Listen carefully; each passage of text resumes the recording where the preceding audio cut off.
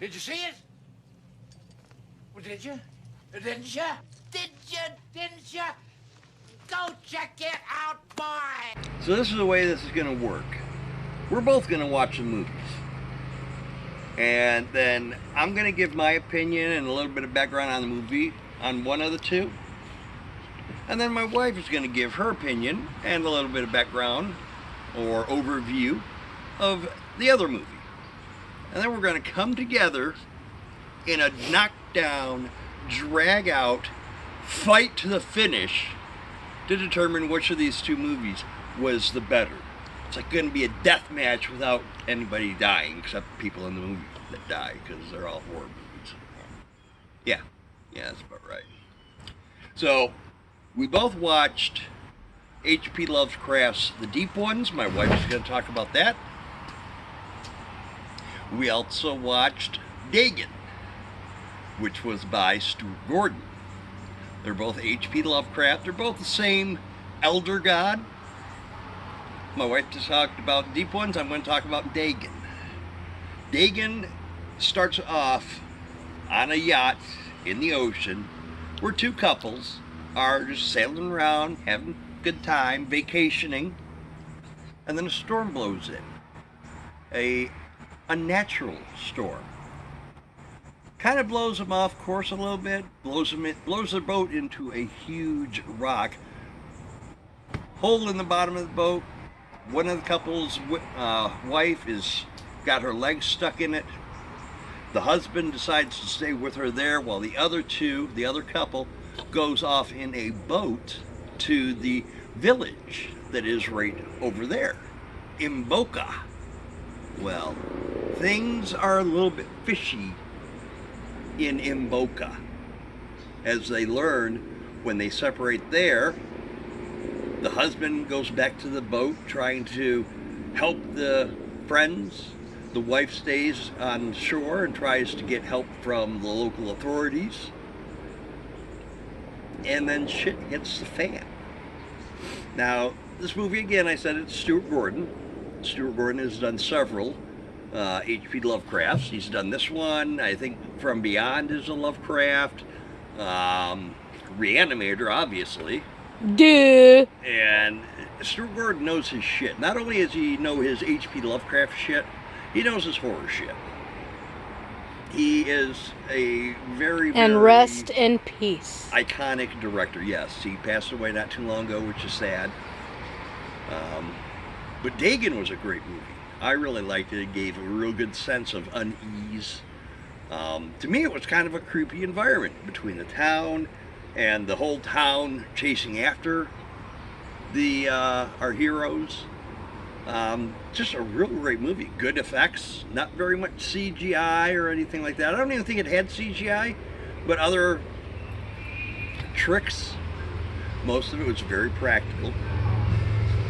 Good acting. Just a real good movie overall. Something definitely worth checking out. It's about as far as I'm going to go into detail on it, because my wife and I are going to debate it.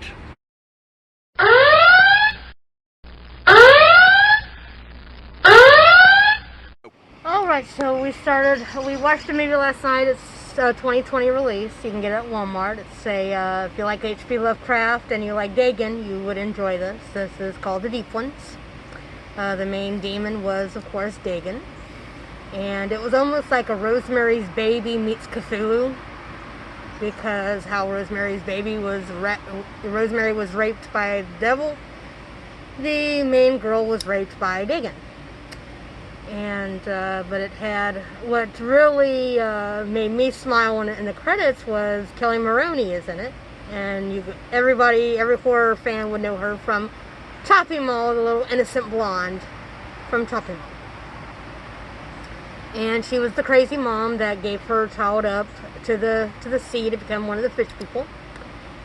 And but it had the father, which is the actor Robert Miano, and he was in the father in The Exorcism at 60,000 feet, which is another good, funny, stupid but silly kind of movie where you don't have to really think about much. You can just chill out and watch it.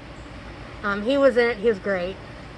So it was a great movie. Had a lot of creepy stuff. The creature actually looked pretty good. They had the tentacles coming out of the pregnant people's bellies.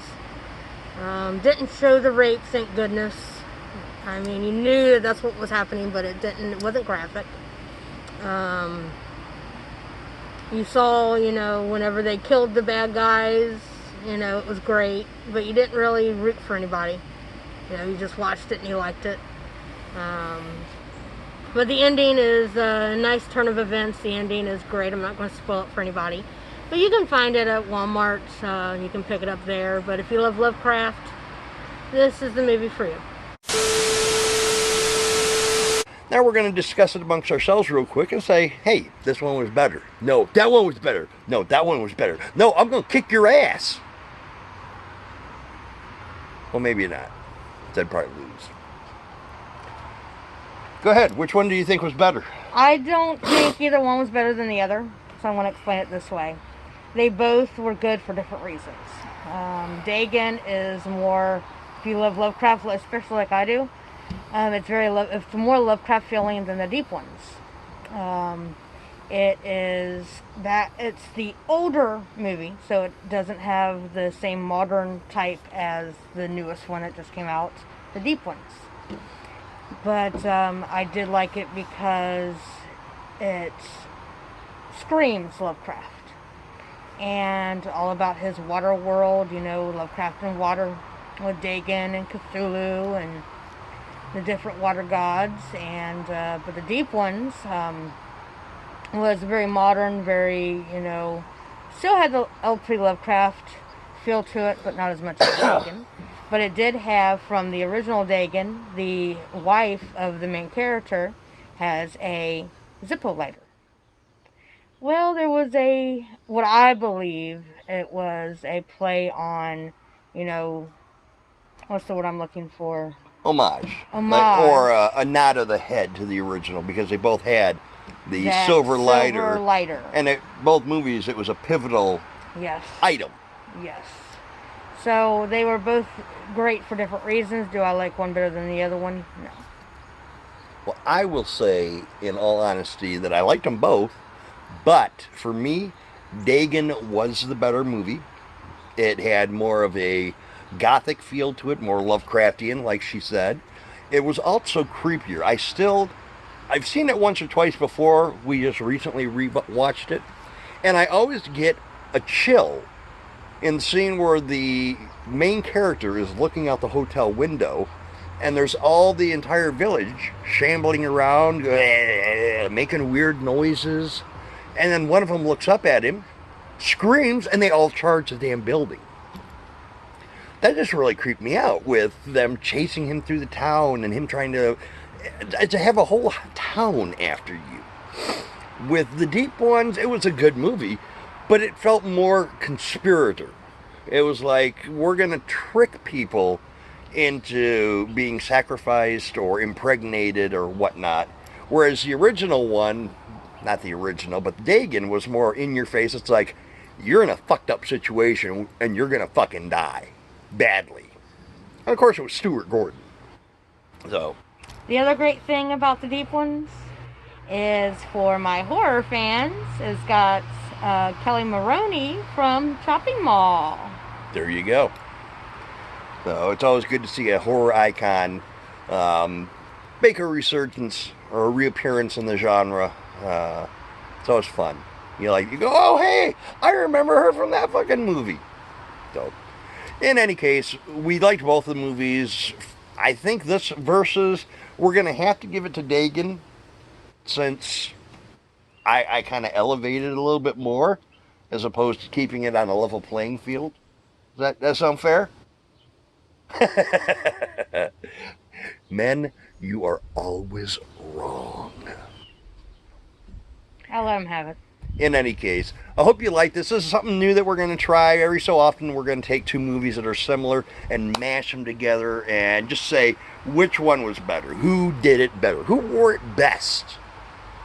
But until next time, that's Cthulhu speak for have a nice day.